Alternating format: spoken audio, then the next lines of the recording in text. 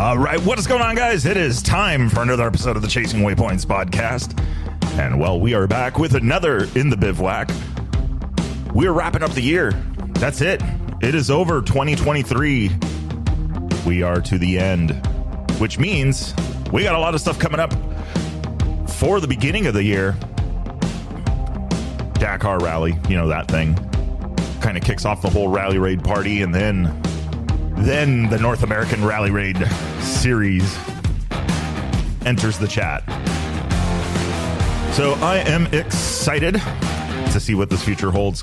We got a lot of stuff going on, and we are going to be starting it off bright and early. We've got Matthew Ransom on the line today. We're going to be talking a little bit about Off-Piste Adventures and what they are going to be doing. They have an annual meeting coming up, so we're going to talk a little bit about that, and then also talk a little bit about his rally experience. You know, I gotta get the backstory. How did this whole rally thing start? Right? I mean, I think that's a lot of fun. So I know you guys, we talked to a while back. We talked to Luke Valentine, another one of the members of Off-Piste Adventures. At least last time we talked about it. So we're going to talk a little bit today, find out a little bit more about it. So what's been going on, guys? What are we doing? Are we ready for the Dakar?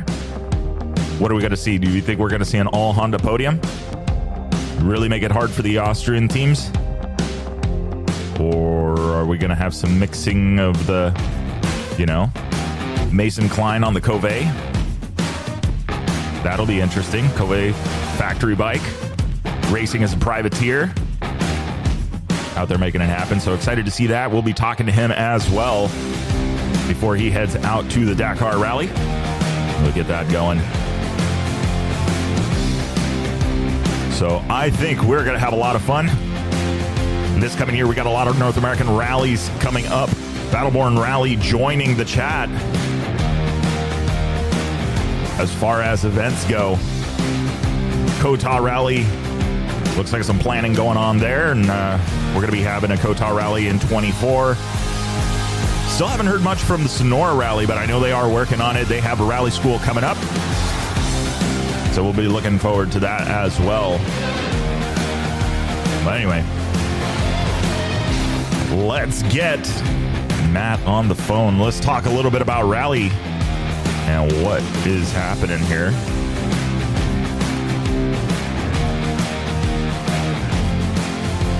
Ransom, there we are.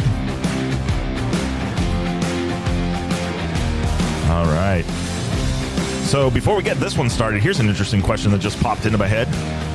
What do we want to see from Chasing Waypoints in 2024? What do you guys think? What would be a cool something to do? What would you guys like to see more of? What would you guys like not to see more of? All of it open to suggestions. So hit us up. You can always, if you're listening on Spotify, you can drop some feedback there, or feel free to send me a DM on Instagram, and we'll get your suggestions considered. Well, let's find out. We got a lot of stuff. Obviously, the goal still remains the same. Let's continue to grow the rally community in North America, but honestly, let's do it worldwide. A lot of people are interested in getting into rally, but have not taken that first step. So we want to make sure that we can help assist any way we can. A lot of great resources, even here stateside, that would work for the world. You got Matthew Glade up in Canada, shipping, I'm sure, worldwide as far as the rally thing, and he has been a great resource for rally as well. So very, very interested to see what happens there on that front. With him, 20 and 24, what he's planning on getting into, the digital roadbook revolution is kicking off and gaining momentum. You got Willem Eminent Racing with their rally tabs and what they're doing. So there's a lot going on. You got rally schools headed up over there as well, with School of Moto is going to be coming up over in Delta, Colorado. So that's another thing that's exciting and coming up here in the next few months. So anyway, with that being said, let's dial the digits and get Matt on the phone.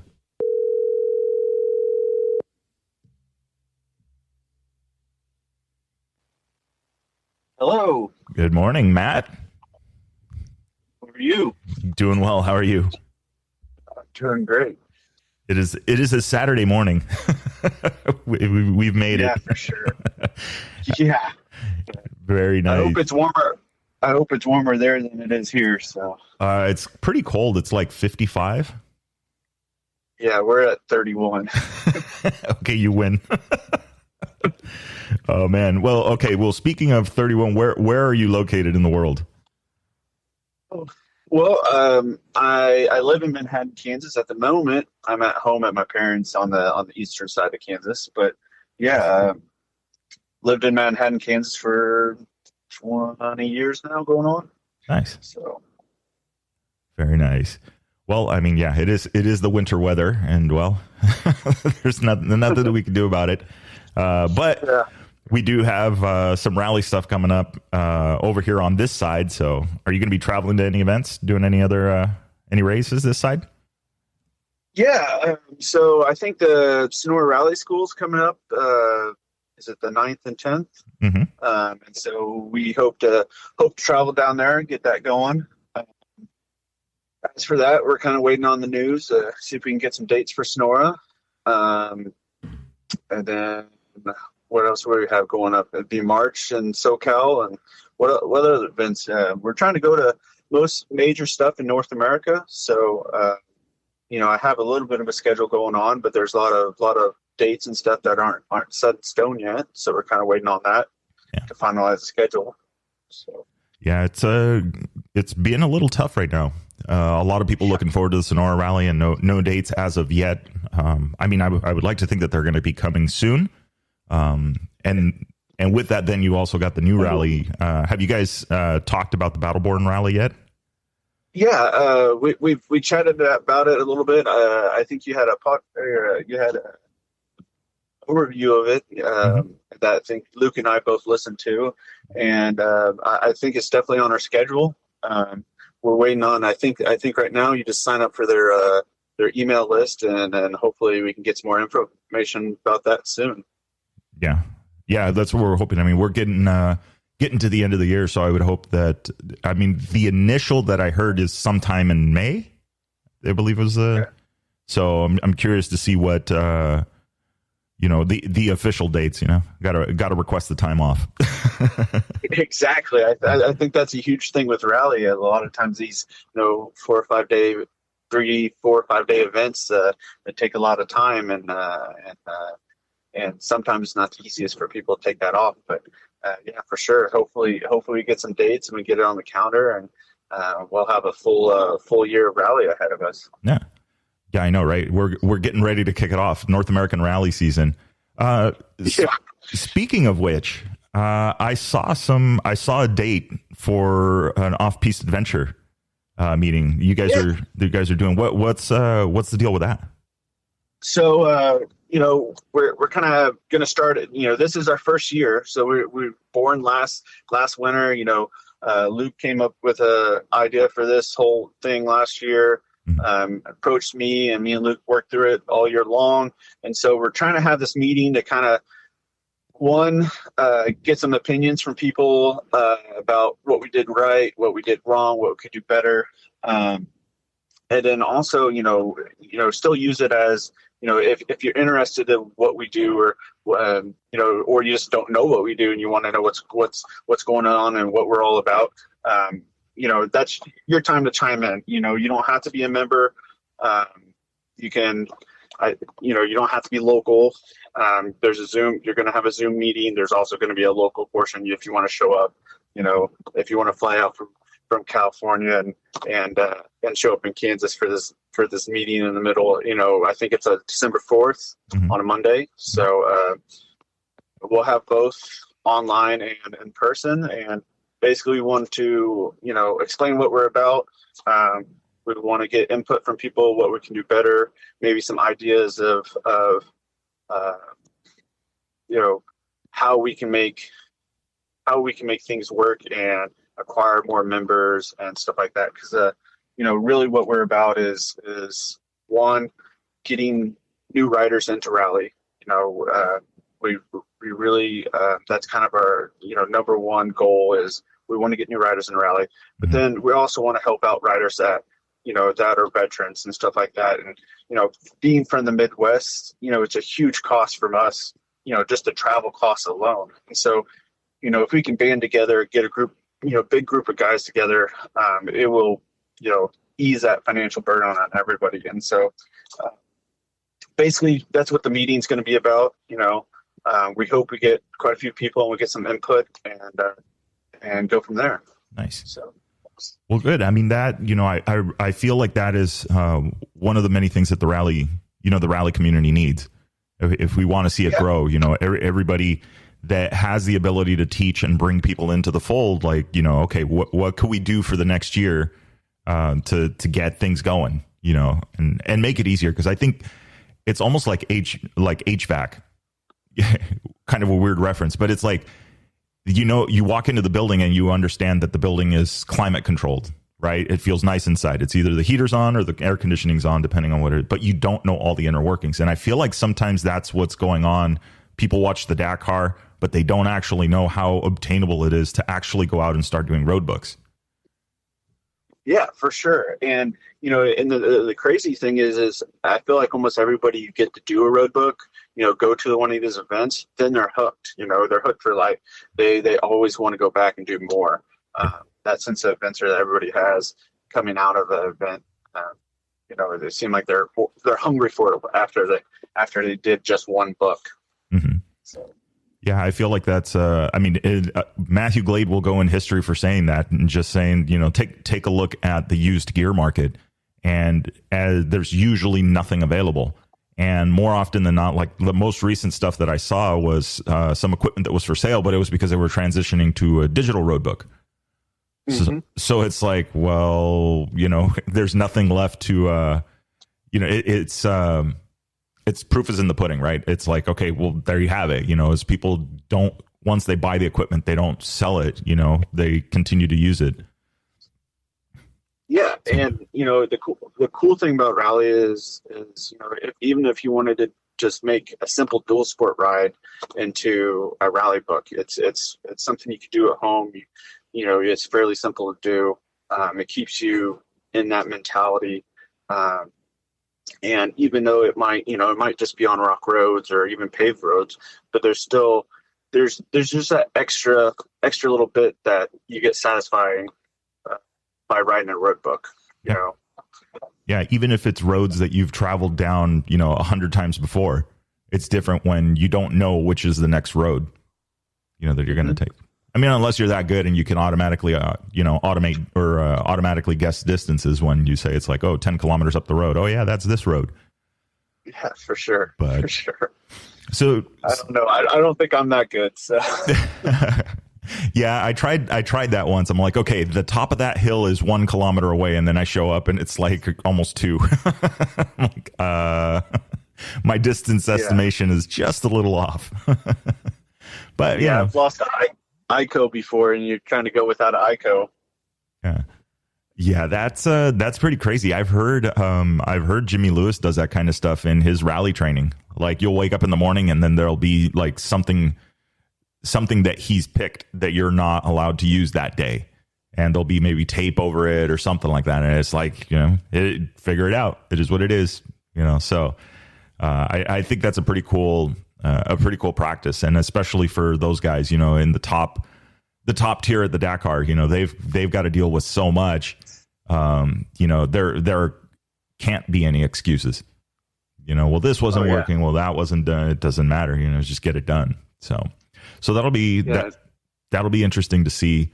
It'll be interesting to see on the once they get digital, if they're going to put everything into one device, or if they're still going to be like, they'll still have their ICOs or their RNS units up top, and then they'll have a roadbook reader that's separate. Mm-hmm. I wonder which way they're going to go on that, but I don't know. We'll see. So yeah, the digital world's going to be interesting. That's for sure. Yeah. Trying to find one, the power for it, one, the right screen combination that doesn't glare in the sun, and then work out the bugs on it. And I mean, there's a lot to it, and what's more practical. I've seen a couple of iterations out there that I think are gaining momentum. So we'll see, if that's something that they're, ultimately what ends up happening, is the Dakar and the ASO going to adapt adopt one specifically, or are they going to allow multiple with the same protocol? What's North America going to do? And there's a lot to it. But speaking of which, I mean, that was something. So this meeting coming up, it's December. Was it December 2nd? December 4th, the Monday. Okay. December Monday. 4th. Yeah. Got it. All right. So December 4th, and then on the Off-Piste Adventures Facebook, I saw there the invite or the event. Yes. Yeah. So if you want to check it out, go to our Facebook. There's an event on there. We appreciate it. You tell us if you're coming or not. So give us a going or interested or not going. And then like the Zoom link, like I said, there's going to be, we'll have a Zoom link. And so it'll all be, you'll be able to chat with us online and everything else. So yeah, you can find the details and stuff about it all on that Facebook event. Nice. Perfect. Yeah. So I'll have the links. So for those playing the home game, the links will be in the description. But okay, so this is you guys helping, get new people, young blood, get people into the event. How did you get into rally? So Luke, one of the other guys that's working with Off-Piste Venture with me, he got me back in, I think 2018, I think it was. He talked me into doing my first road book, and then he said, "Hey, you should come out to Death Valley." And we had a couple road books. We ran out there and did 3 days of riding, and I was hooked after that. I had to do that. I had borrowed borrowed a bike. They had already put a road book set up on it for me, and I think we were just using a simple iPad setup, with Rally Blitz buttons, and I was just hooked. I mean, it was amazing. I went places on a bike that I probably would never have seen if I hadn't done that road book. And so it just kind of got me hooked. And then, I did Sonora, and it's kind of just snowballed from there. And now, it's my passion to, help try to get some more people into this sport, because I really think it needs to grow. I mean, in the U.S., or just North America in general, I mean, it's not as big as it is in the rest of the world. And I think it makes it a little bit tougher on us that want to get into it, maybe do some international events and stuff like that, to find support to back us to go do this stuff. Nice. Yeah. And I mean, that's true. The more resources in different parts of the states, is going to be better, because there might be locals. Do you guys do any road books over in Kansas? Like, do you have any road books around where you're at? Yeah. Yeah. So kind of, over the past year, one of the things we've tried to do to get new people in is we take some dual sport rides that we had. So just some GPX files, we turn them into road books, and we do a rally navigation dual sport ride, basically. So nothing, we're not doing, we don't have a whole lot of desert here. So, it's a lot of gravel, maybe some more technical, sea maintenance roads, low maintenance stuff, farm roads. If we could get permission from a farmer, maybe we'll toss it through a field or try to do HP through a field or something like that. Mm-hmm. But we're trying to get people who maybe just, some of those common dual sport guys that normally wouldn't have tried rally to get into it. And, It seemed to work. I mean, we've gotten quite a few people to come out and try. Being Kansas and stuff like that, we weren't expecting huge crowds, but I think we averaged 10 to somewhere between 10 and 20 people every ride. And so far we were doing it every month. I think we're going to back it down to every other month, just because I think we're hoping to do a little bit more of the big rally events and stuff like that. And so just so we don't clog the schedule up, I think we're going to back down just a little bit. So, okay. Yeah, it's that then becomes the thing, like the seasons and how much time you have to really put into an event. And then you have 3 or 4 events throughout the year already. So that kind of makes it tricky. Oh yeah, for sure. And, it's for us, just seeing a road book's good practice. And so, it's not really taken away from us, but, for members and stuff like that, we don't want them to feel obligated like they had to do something every month, or because we know everybody has family and kids and stuff like that. So, yeah. But yeah, and I think it's really worked. I mean, there's some of the guys are, well, we're not racers, we're not this or that, but then it gives you time to talk to them. Like, hey, you don't have to go do a race. You could do, a rally more or less ride. Do something like the Yellowstone rally or something like that, where it's a little bit more low key. You're not doing huge dunes or something like that. To try to get the foot wet and just get them into it, and excited. And there's been other guys that say, hey, I'm not really into doing, the rally racing stuff, but I would love to come and help and, be a truck driver or a mechanic or something like that. Mm-hmm. Also. Yeah. So. Yeah, that that always brings it's always interesting because when you see the field at a rally race, like there's only a few people. Like, say, take the Dakar Rally. The Dakar Rally, there's only a few people that are there to actually race and compete in a class. The rest of them is just to make it to the finish line. So I think there's more people that are like, I'm just here to make it to the finish line than there are like, I'm here to win my class. And so I think that a lot of that transfers into a lot of the stuff I've seen here. I've seen it in Mexico. I've seen it at Sonora Rally. I've seen it at Baja Rally. That exactly what you're saying, that, you don't need to be a racer. You don't have to want to be a racer, but you can be out there just riding it, taking the tour. So I think that, I can see that. And I can see a lot of people too that are ex-racers or racers that used to race that are just kind of over the whole, just pinning it and having to hang it out there just to be competitive, So, all right, we'll see. What, so tell me, what do you got coming up next? What are other than this, do you have any racing plans? Hey guys, what's going on? This is Victor with the Chasing Waypoints podcast. Hey, super quick. We have got some news for you guys. So Mira Activewear, I'm not sure if you guys are familiar with the brand. You should be. You've seen their handiwork if you've seen pictures of Happy Dave and a few of our other riders here in the States, but also in the Dakar Rally, a lot of the top pros wearing their windbreakers, custom made rally suits and things like that. They have been phenomenal. They are a very, very high quality product, awesome printing, design team, everything. But the reason we're interrupting this episode is they have got a fundraiser and promotional raffle going on right now between now and February. You want to get on over there. So you can purchase a limited edition Mira bandana set. So 3 special designs. That will get you entered into the contest for a grand prize of a full rally suit. So check out all the rules and limitations, all that fun, all that jargon. Get on over to the website. Link is in the description. And let's get back to the episode.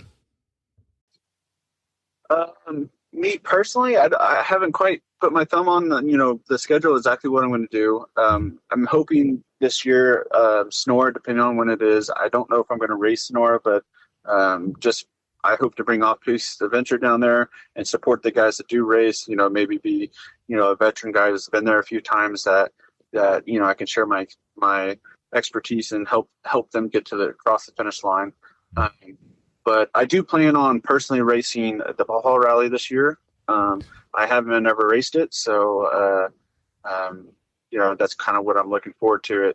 It's always didn't work in my work schedule, and recently changed some jobs, and so it freed up that time, and I'm hoping to get out there and do it this year. So nice. Yeah, it is a really good event. They have a lot. I mean, the road books and the terrain and the stuff that people see is always, year after year, like that has not changed. The experience that they have, the books and the places that they go through. So yeah, that's I don't know. It might be on the bucket list. Same, take the tour. Yeah. I mean, I always have. There's always a huge bucket list, but yeah, I mean, I think any rally I haven't been to, it's on my list. Just when can I make it there is the question. Yeah, it's the question. I know, right? That it's just it's just money, and it's just getting time off from the 9 to 5. Yeah. Yep. Sometimes easier said than done. So yeah. What so we got new guys coming in. That's the goal, right? Is to get these people, people that are interested. huddled around the campfire, and talking rally and doing that? Yeah. I mean, the goal is to get new guys in. I mean, honestly, the more the merrier. It's boring talking numbers, but you start looking at numbers. Especially for us from the Midwest. If there's any East Coast guys that want to go rally, I mean, that's a haul. I mean, just from Kansas, talk about going from Kansas down to Sonora. I mean, you're going to spend probably close to $2,000 in fuel to get there and back. And so, I mean, that's a huge cost, upfront cost for anybody,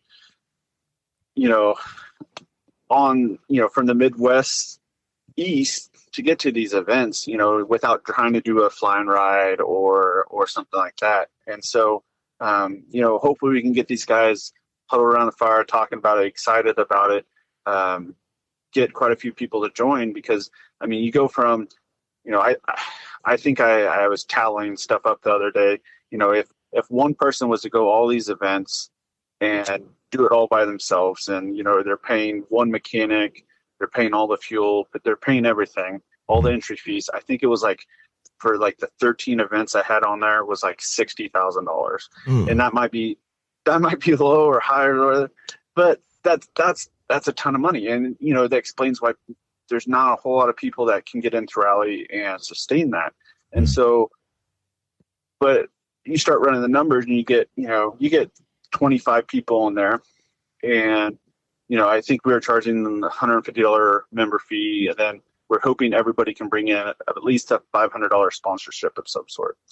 If you do that, it brings the cost of per rider per event, it's like $3,000. So I'm like, that's definitely doable. Yeah. So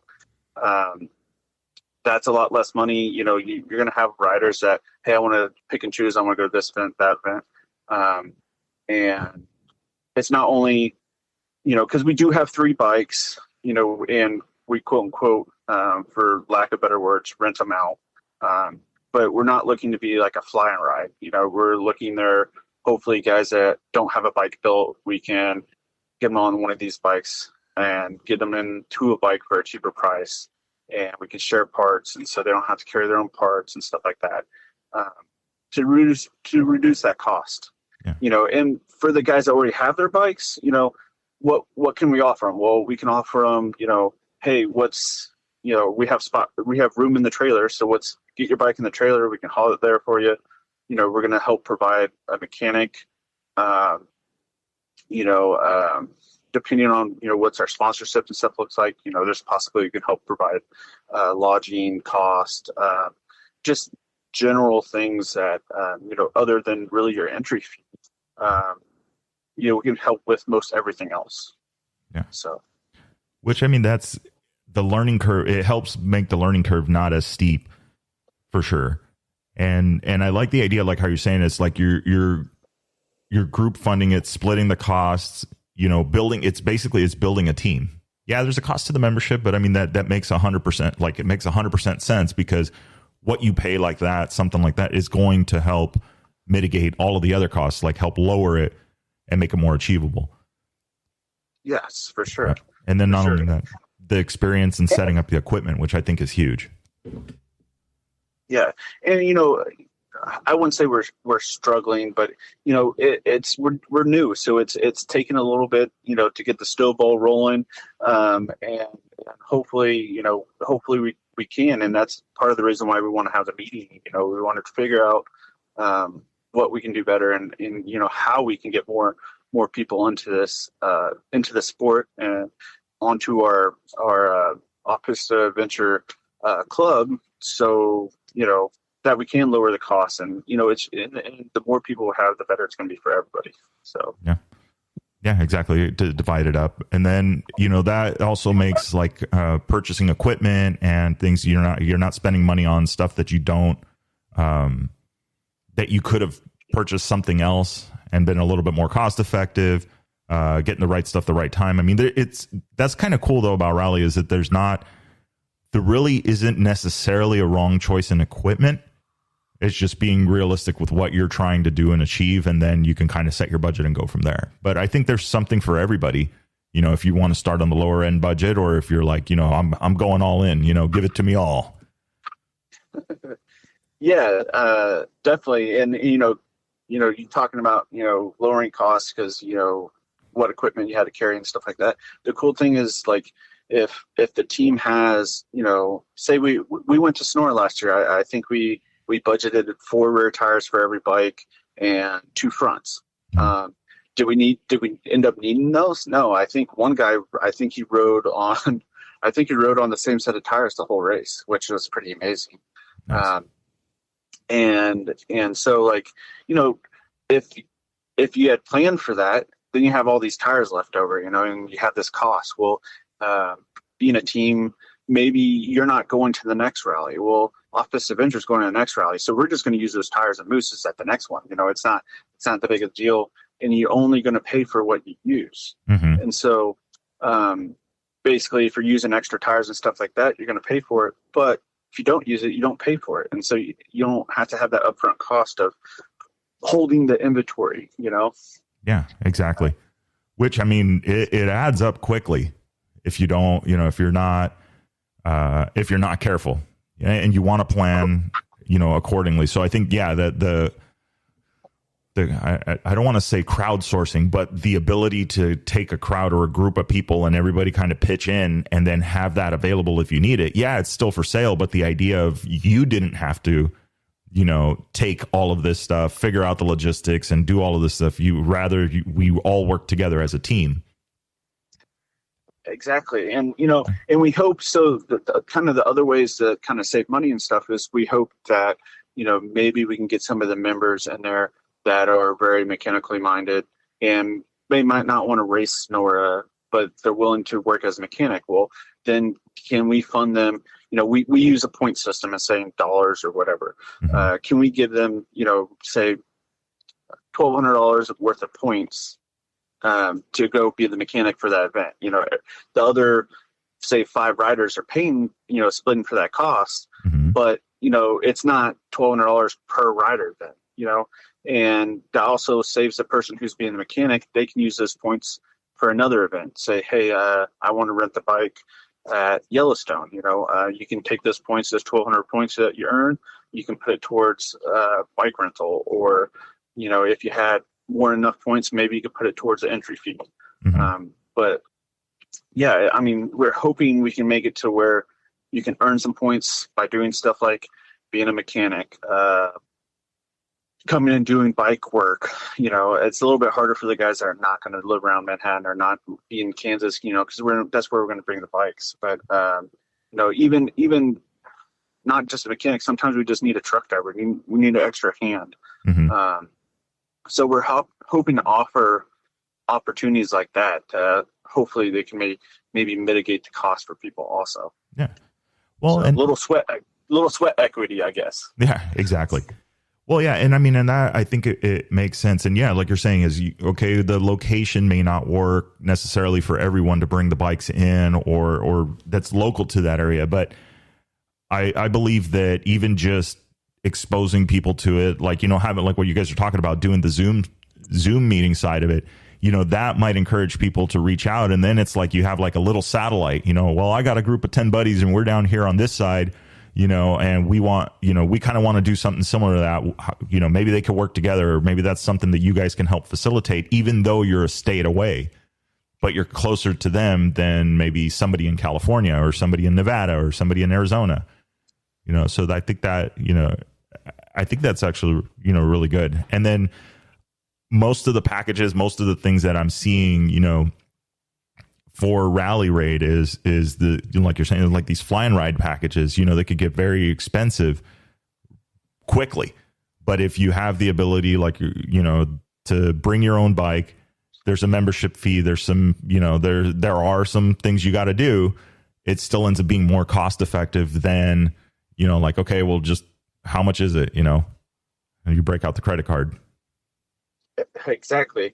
And, and the thing I think where it really comes into play is when you're doing multiple rallies. The fly and if you never done a rally event before, and you say I'm going to go do Sonora, and you purchase a fly and ride event, for those guys, it probably makes sense. If you're going to do one rally and never do it again, or possibly never do it again, that makes total sense. You're not investing in it. But from my experience, like we were talking earlier, once you do one rally, you're going to do more.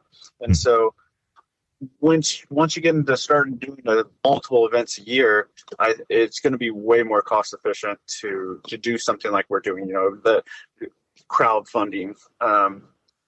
I think that's a good idea. I mean, we're not trying to steal clients away and stuff from the fly and ride guys, because I think there's definitely a place for that. I mean, just look at Sonora with the FIM stuff.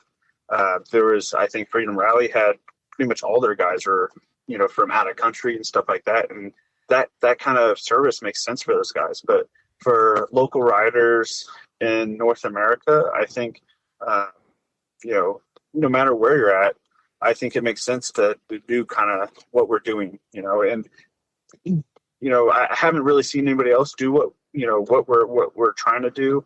I've seen some similar stuff maybe over in Europe. So, I mean, it's a little bit of a learning experience for us, but I think in the end, I think it's going to help everybody out. Yeah, exactly. I mean, as it grows and as more people sign up and more people start participating in it, it allows for that, like the improvements to come, and allows, for additional opportunities. The more members that you have, the more people that are in on it, it only may help mitigate the cost even further and make it more cost effective for everybody. So, and that could be, I mean, there's like a whole snowball effect to it, but I get what you're saying, where it's like, we don't want to take from the fly and ride guys, but flying or offering an additional option to what they have only works for everybody. That's more people at the rally event. The promoters are good with that. There's, they may see like, okay, well, this was the cost effective way. I'm going to do it this way. But then maybe the next year you may have created a client for somebody else if they don't continue with the team. I mean, you want them to stay with the team, you want them to be a part of it, and you want to build that relationship. But at the same time, that again, you're just opening doors, and it's more experience, and it's a funnel system to get people in. Exactly. I mean, it's one of those things, if they build their own bike and they want to do all by themselves the next year, that's totally fine. Our main, like I said in the beginning, our main goal is just, we'd like to get new riders and rally. I mean, that's number one main goal. That's, Luke personally had been sponsoring people to go to Sonora for years. He would say, hey, Kevin, my buddy Kevin, hey, you want to go to Sonora? Let's make this happen, And he was really the driver for the idea of all this stuff. And I think he's done a really good job of finding people and getting people in a rally just around Manhattan, Kansas, and we're a tiny little town in Kansas. And so if you could do that in Kansas, if you put it on a bigger scope, we should be able to get a lot of riders and a lot more people interested in this stuff. So, yeah, no, 100% agree on that. And so this brings up the question is, with what you guys are doing, I mean, obviously at some point you guys kind of sat down and maybe talked about this. Is what do you see as like the number one barrier, like keeping people maybe out of the sport or stuff that the sport isn't doing to be able to grow? I mean, honestly, it's, especially like social media age. I mean, I feel like people don't know about rally, for one. So they're uninformed, they don't understand what it is to ride a rally. And then, for young guys, especially, I think it's cost. I mean, I think cost is huge. If you look kind of the age of riders, you go to these events, you have some of the young guys, but there's a huge portion of the guys that are probably 30 to, I wouldn't put a cap on it, but 30 to 60 years old, there's a huge market just in there. I mean, that's where the guys are. And I think that's because the cost to do rally is so much. And so if we can bring that cost down and then, get some of the young guys into it, I think it will help grow it, because they have so many more years to do it, and so they're more likely to, that snowball effect. They're more likely to get more people into it. They started when they're younger. Mm-hmm. But yeah, I think that's a huge hurdle. I mean, just the financial aspect is huge, and then we just need to get the word about it. Get people on bikes, get them doing road books. I mean, that's the hard part. We have in Kansas, we have a ton of like hare scramble racing. We have the racing through trees on single closed course loops. But you get those guys on rally bikes, and they realize how fun it is. I mean, I think Robert and Freedom Rally Racing, Kansas Rally Team had like Nick and Alex Bronner, and those guys had done quite a bit of racing, but they'd never done any rally racing. And you get them on a rally bike, and they do really well, and they get hooked, so. Yeah. Nice. Yeah. I mean, I think that's, I can see that happening, and it's like, what do you get from posting what is going to give like the most exposure to the events and to getting people in, and then putting out that recipe? I'm a firm believer that we need to see smaller 2 and 3 day events than we need to see 5-day events. We want the 5-day events because I think that a lot of the guys, that have been rallying for a while, like that's their, I could do 2 of those a year, but for a lot of guys, it might be something more like, hey, you know what? I'm down for just a weekend sprint book, 100 and whatever kilometers, 200 kilometers, or 400 kilometers total divided across 2 or 3 days, and in varying forms. But now all of a sudden you've got something else to do, because I've talked about this with other people. It's like, so let me get this straight. You want me to spend $1,000 on navigation equipment that I can only use 1 time a year or 2 times a year. Yeah, I'm just going to put those $1,000 to another set of tires and part of the entry fee for one of these local races, which is good. I support the local events. I think that we should, but there's no meat on the bone. All you got is you got one thing, and that's it. So yeah, I see what you're saying, and it'll be cool. Like, yeah, you're saying if you guys are working towards, smaller events, smaller things, and then growing from there, I think that's going to be the recipe. Yeah, for sure. And like you said, there's those 2-3 day events. I mean, it's something you could do on a long weekend. Mm-hmm. I think that is a key to getting more people into it, because I think they're like you said, the navigation equipment, $1,000 in navigation equipment. I mean, it is sticker shock. Yeah, but there is simpler ways. I mean, like my dual sport rides, I'm getting guys, I'm just using their cell phones. I'm saying, hey, before we do this, or even before the ride starts, I'm saying, hey, download this app. I'm going to share you this map. As long as you have a phone mount on your dual sport bike, I can get you a rally roadmap, Mm-hmm.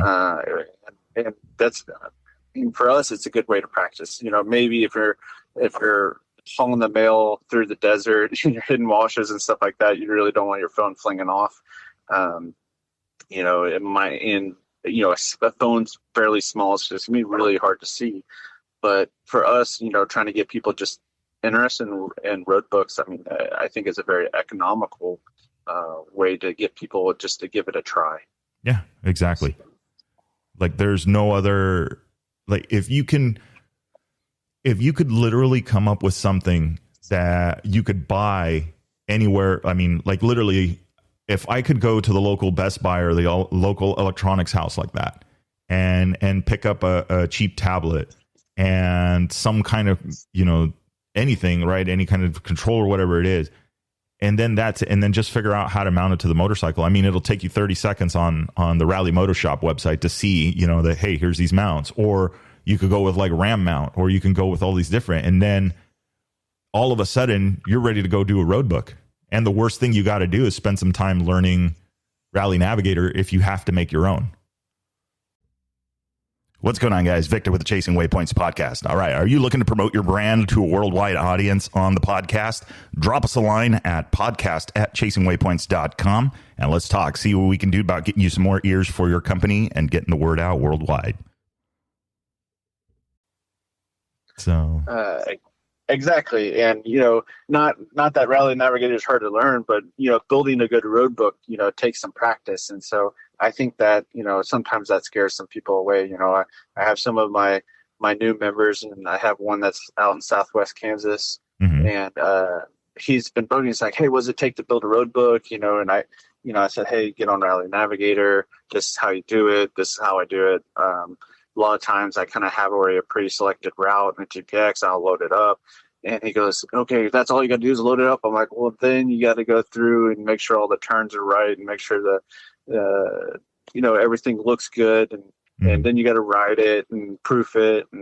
And his eyes just opened of how much work it takes sometimes to build some of these road books.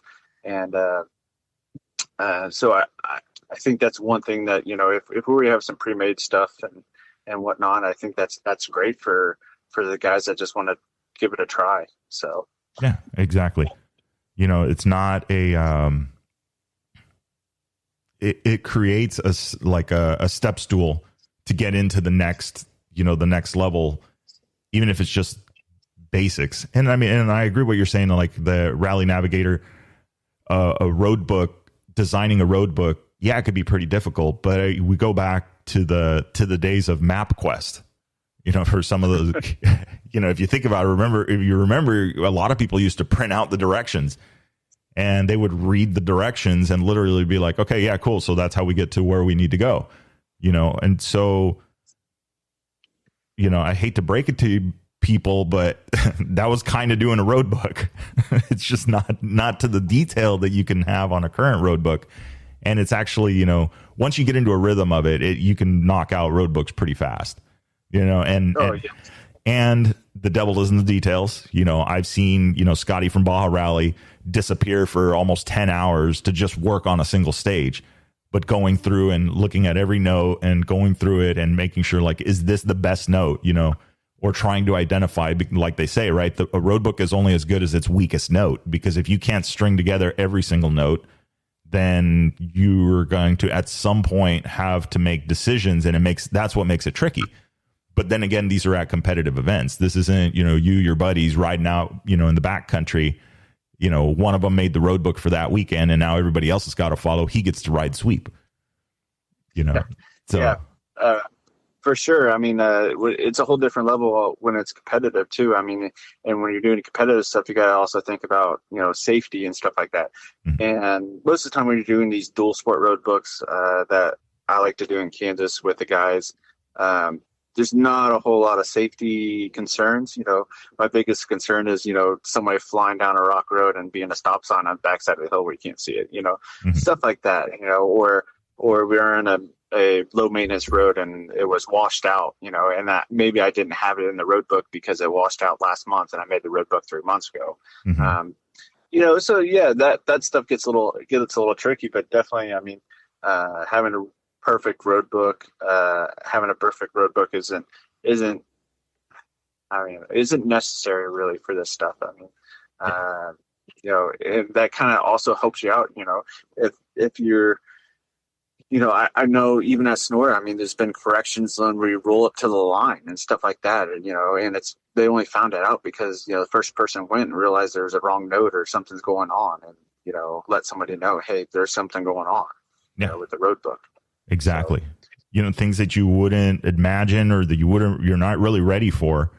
Or like you said, exactly, like the person that created the road book was like, of course, this is a clear note. I don't understand why people wouldn't understand it. But then you have a couple people go through and then they bring a new perspective to that note, as you watch them ride off into the sunset, and so it's a very interesting, it's as complicated as you want to make it, I think, is ultimately the thing with the road books. If you have a basic route and you just kind of take things step by step, then it's pretty easy. But if you want to make it really complicated, you can make your life complicated. Pretty effective, pretty efficiently, actually. Yes, definitely, for sure. Nice. So what do you guys, what's next for you guys as far as getting ready for this meeting? You guys, I mean, could have it tomorrow, or there's still some planning stuff left? I mean, I would like because I would like to kind of present a schedule, but it's kind of hard, kind of hang out in the wind with some of the guys not having dates and stuff like that. Mm-hmm. And so, because I really want to hit the ground running and be committed, and when I'm promising, hey, we're for sure going to these rally events, Mm-hmm. And so that's kind of thrown me for a loop. But I mean, other than that, I mean, we've ran some numbers, and I mean, the main thing we need is just people to attend it. We really want to get some other people's opinions. It's one of those things that, you're not necessarily closed-minded, but, you get to thinking about something. It's always good to have a different perspective.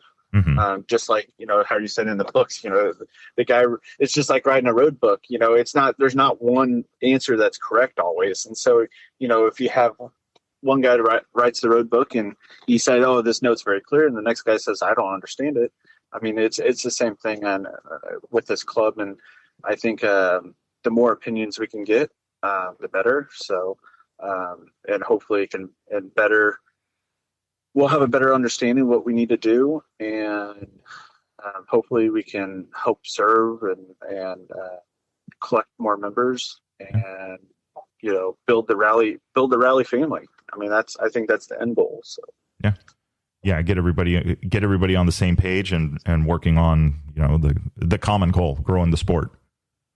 Yeah, exactly. And so, I mean, I don't think you're always 100% ready, because you get to the meeting, you're not going to know what somebody throws at you. But I think for the most part, I think we got the date set. We got the Zoom meeting link up, Mm-hmm. and hopefully we see everybody there. Yeah. I'll have. Like I said, I'll put the links in the description so we can get some more traffic for that. I think it'll be really good. I mean, wherever you're at, in the world, Yes. to be able to tune into something, you may pick up on something new. You might get to see something, or at least make some good contacts. Exactly, and that's it. We're trying to build that spider web of rally. I mean, we just for example, I met Pat at Sonora. I think not last Sonora, but it would have been the October one before that, and I was down a mechanic because the guy kind of last minute, his work said he couldn't go, and so I was kind of struggling for a mechanic, and I was able to call Pat. Hey, Pat, Patrick, you want to come help us be our mechanic? This is what we can do. This is what we're trying to do. And, he's more glad to come help us. I mean, so, the bigger the web you make, the easier things are going to get. And, hopefully it's going to work for everybody and work out for everybody and make everything easier. So. Yeah, absolutely. Yeah. I mean, again, it just increases the chances, if nothing else. So very nice. Very nice.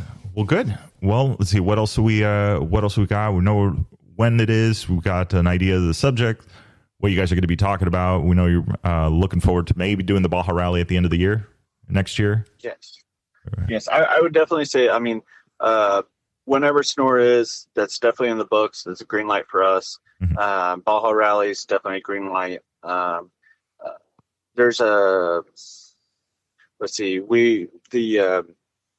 whenever the Yellowstone or Wyoming Tulip Festival is, be a green light for us. Mm-hmm. And then we also hope to maybe put on some other things, maybe put a practice on out of Death Valley and stuff like that. Because for us Midwest guys, it's always good to experience, to go ride some of the desert without, without having to do gravel roads and stuff like that. Because that's mainly what we practice on here in the Midwest, because that's what we have. So we hope to put on an event to where we can just go do a practice rally. So yeah, that would be the Battleborn. The Battleborn would also. I'm pretty sure 100% we're going to be at that one too. So. Nice. Yeah, I'm sure Kent will be glad to hear that. We got to find out. I mean, he was talking about limiting entries, and I get it, to make sure everybody's got a good time, has a good time, good experience, and then also the finalized date. When are we doing this? When's this show? When's the show going to happen?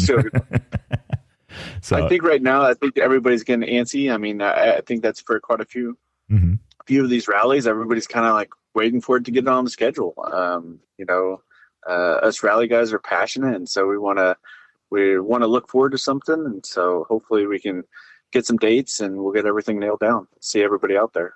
Yeah, absolutely. Yeah, I think we'll be coming soon. I think what I'm guessing is that we're going to get a bunch of announcements either towards the end of next month in December or right as soon as January hits and the Dakar adventure begins. Exactly. Yeah. Exactly. All right. So speaking of Dakar, what is your prediction? Honda podium, Austrian podium, mixed? Prediction or hope? I'm hoping for some Honda podiums. But the Austrian podiums is always pretty strong. So maybe I heard there's a American rider on a cove. Maybe he can work some magic too. So yeah, that's going to be that'll be an interesting one to see. I mean, he's proven he has speed and navigation skills. So if the bike is up to keeping up with him, which I think they're going to put their best effort on that. It would be really interesting to see, some top fives, some top threes, and if not the overall, some stage wins would really put a exclamation point on what Kove's been able to achieve. Yes, exactly. I think, and it's for me. I mean, I think they're very passionate about the sport and about racing, and so that gets me excited. Because we're passionate about it, and they seem to want to help new riders. Like Mason. I mean, they picked up Mason and say, hey, we'll supply you with this bike, and I think that's kind of the support that we're looking to help people with.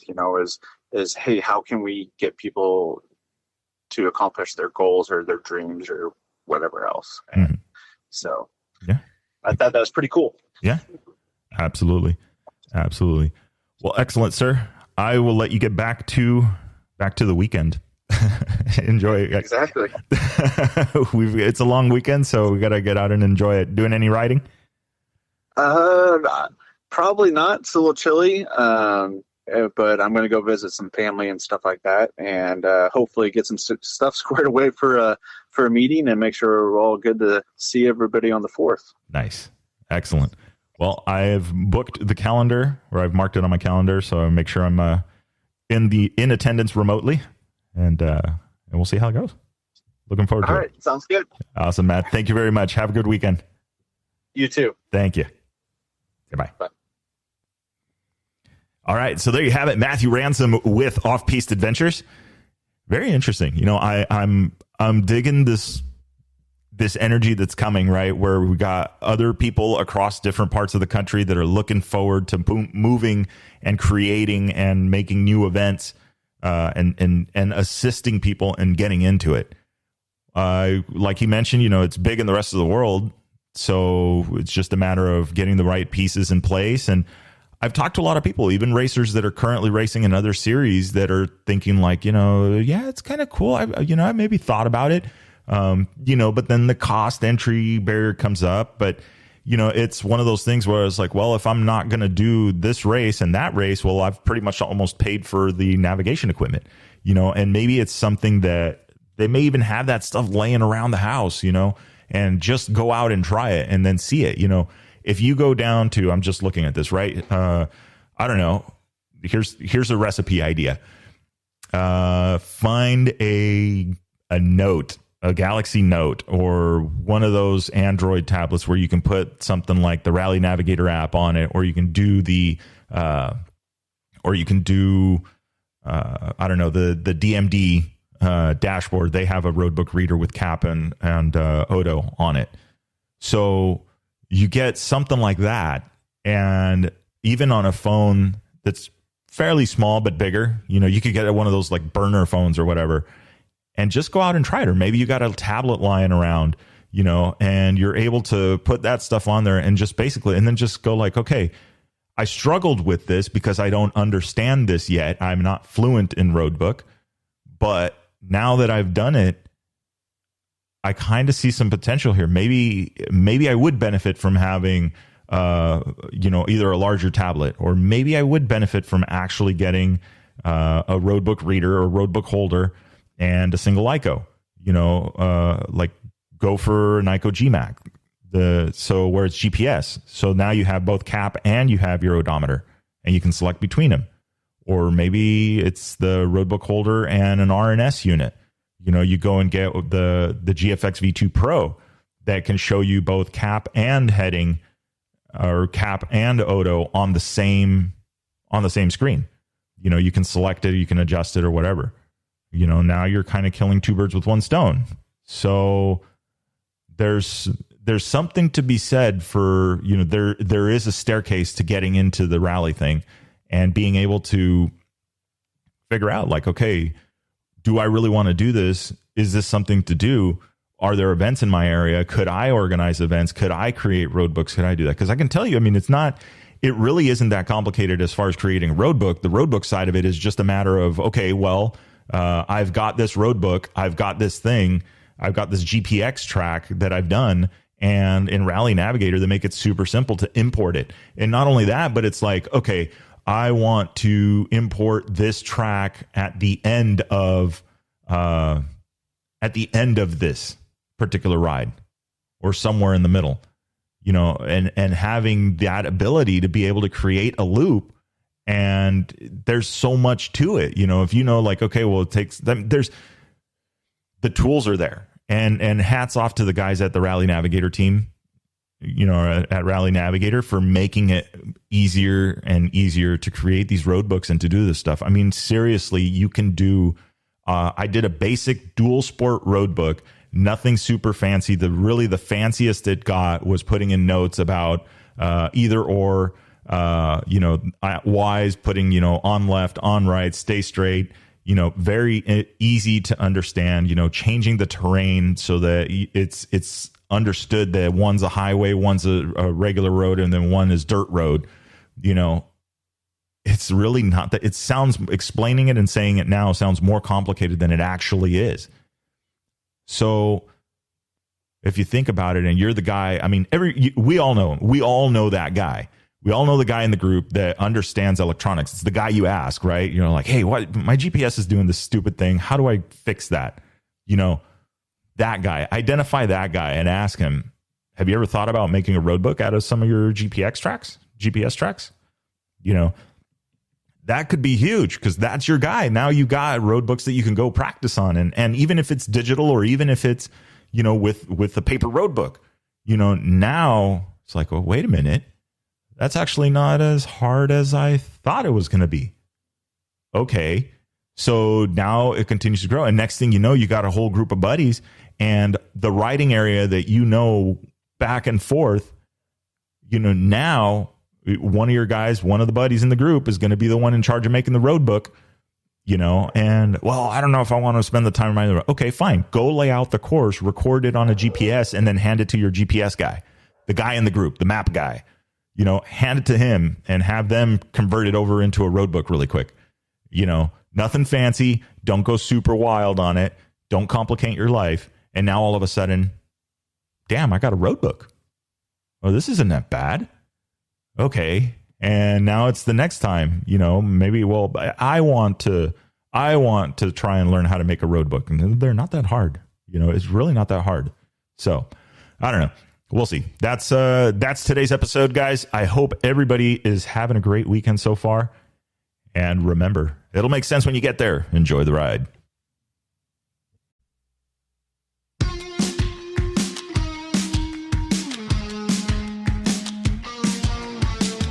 All right, that is a wrap for the Chasing Waypoints podcast. Hope you guys enjoyed the show. Looking forward to our next one coming up. Remember, if you are out riding, do not forget to tag us at Chasing Waypoints. Hashtag Chasing Waypoints. And if you haven't already, get on over to the website.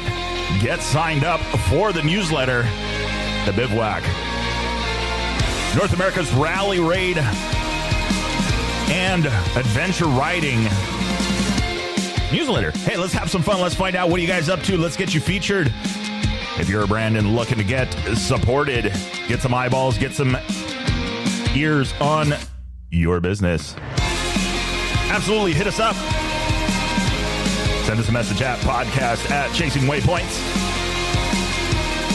But anyway, that is a wrap. Remember, shiny side up. See you guys.